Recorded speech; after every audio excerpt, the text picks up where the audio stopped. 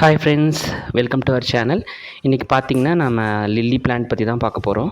நிறைய பேர் கமெண்ட் பண்ணியிருந்தாங்க, அந்த பேபி பிளான்ட் எப்படி வந்து நம்ம ப்ரொடியூஸ் பண்ணிக்கிறது அப்படின்ட்டு. ஸோ அதுதான் இந்த வீடியோவில் காட்ட போகிறேன். சரி, பாட்டு க்ளீன் பண்ணும்போது உங்களுக்கு காட்டினா கொஞ்சம் ஈஸியாக இருக்கும் இல்லையா, அதனால் அப்படி காட்டுறேன். இது வந்து ஆல்ரெடி சொல்லி நான் வச்சுருக்கிறது எல்லாமே லீஃப்லேயே ப்ராபகேட் ஆகிற லில்லி வெரைட்டி தான். நமக்கு ஈஸியாக அதில் நிறையா பேபி பிளான்ட்ஸ் எடுக்கலாம். ஒரு சிலது வந்து ரொம்ப டிஃபிகல்ட்டாக இருக்கும், அந்த மாதிரி நான் வச்சுட்டதில்ல. நான் எல்லாமே பார்த்திங்கன்னா அந்த லீஃப்லேருந்து ப்ராபகேட் பண்ணுற மாதிரி லில்லிஸ் தான் நான் வச்சுருக்கேன். அது நமக்கு ஃப்ரீக்வெண்ட்டாகவும் நமக்கு ஃப்ளவர்ஸ் கிடச்சிக்கிட்டே இருக்கும். ஸோ அந்த மாதிரி தான் நம்ம யூஸ் பண்ணிகிட்ருக்கோம். இது வந்து டீனா வெரைட்டியில் நிறையா, இந்த வயலட்லேயே நிறையா கலர்ஸ் இருக்குது. இது வந்து டீனான்னு நினைக்கிறேன். நான் இதே 2-3 வெரைட்டி வச்சுருக்கேன். எனக்கே கன்ஃபியூஸாக இருக்குது கொஞ்சம் எந்த பூ அப்படின்ட்டு. நான் ஒரே மாதிரி இருக்கும், அந்த உள்ள எல்லோ ஆரஞ்சு மட்டும் தான் டிஃப்ரெண்ட்டாக இருக்கும். இது டீனா தான்.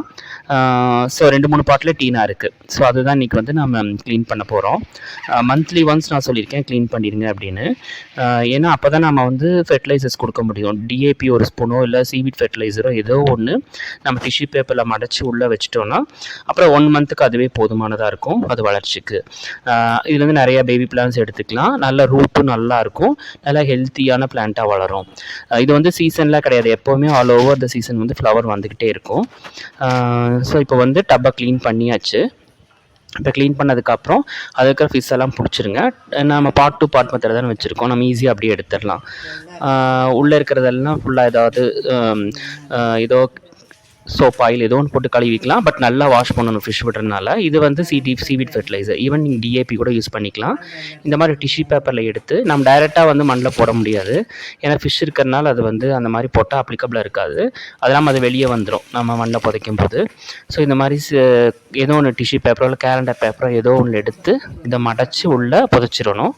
அப்படி வைக்கும்போது நம்ம கொஞ்சம் கொஞ்சமாக அதுலேருந்து எசன்ஸ் வந்து பிளான்ட்டுக்கு வந்துக்கிட்டே இருக்கும்.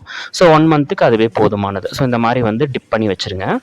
எல்லா வகையான லில்லிக்கு இதுதான் நம்ம யூஸ் பண்ணோம், டிஏபி இல்லை சீவிட் ஃபெர்டிலைசர், 2ல் எது வேணாலும் யூஸ் பண்ணிக்கலாம். ஈவன் தாமரைப்பூ கூட நம்ம யூஸ் பண்ணலாம்.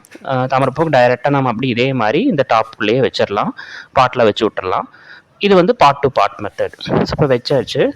ஸோ இப்போ பார்த்தீங்கன்னா இல்லை நாம் தண்ணி ஊற்ற வேண்டிதான். இதெல்லாம் பேபி பிளான்ஸ், அதுலேருந்து அதுவே தனியாக வருங்க. எப்படின்னா அந்த இலையிலேருந்து முளைச்சி தனித்தனியாக பிரிஞ்சு பிரிஞ்சு வந்துடும். ஸோ அதெல்லாம் எடுத்து இந்த மாதிரி சின்ன சின்ன பாட்டில் நாம் அப்படியே புதைச்சி வச்சிட்டோம்னா நமக்கு பேபி பிளான்ட் வர ஆரம்பிச்சிடும். ஆக்சுவலாக என்னென்னா இதில் ஒரு 10 பிளான்ட் கிட்ட இருக்குது, அது ஃபுல்லாக பல்ப்ஸ் தான், சின்ன சின்ன பல்ப்ஸாக கருப்பாக இருக்கும். அதெல்லாம் எடுத்து நம்ம வச்சாச்சு.